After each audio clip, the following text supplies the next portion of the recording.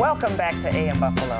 Now through the first week of June, the University of Buffalo Poetry Collection is presenting a unique historical exhibit. Here to tell us more about Shifting Tides, the past, present, and future of Black literary archives is Professor Nicole Morris-Johnson and Luke Folk, a PhD student and curator. Good morning. Good morning. Thanks so much for being with us. Thanks for having us. All right, so how did the idea of this exhibit come about?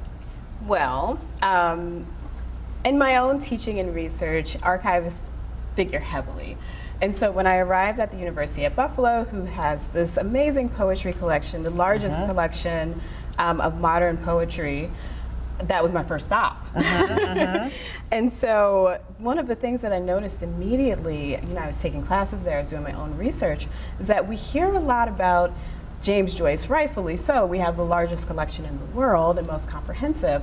But UB's poetry collection also has collected these amazing works by Black authors. Yeah. And we do not hear about those. So for about the last year, I worked really closely with the poetry collection, developed this course, and throughout the course of moving through the class itself in the spring semester that just passed, my wonderful students, Luke here, one of them, crafted an exhibit. And so that's how Shifting Tides was born. Luke, could you speak to that? Tell us about some of the authors we might be hearing about and seeing.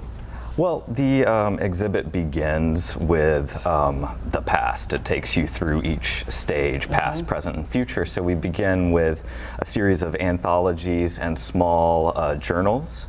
Langston Hughes is the author I chose to present, a poem called The Trumpet Player. And it immediately signals the way we're thinking about history. We're thinking about how the past resonates into the future, and the future kind of carries that that sound and that tide forward.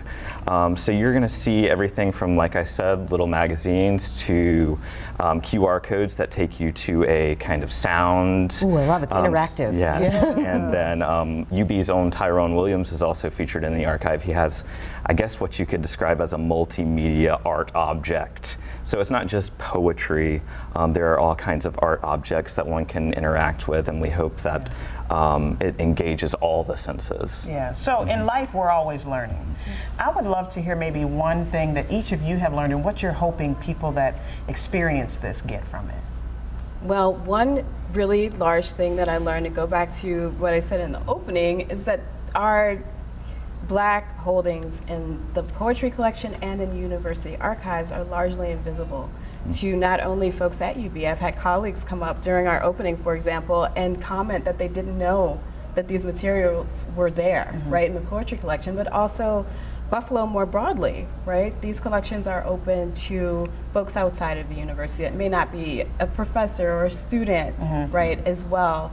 And so that's the biggest thing that I learned. Also simultaneously, the biggest thrust sort of in creating this and promoting the project is to really say, come on in, Buffalo, and take a look at these wonderful things. Yeah. These are yours too. And Luke, I'm sorry, we're almost out of time. Can you give everybody the details?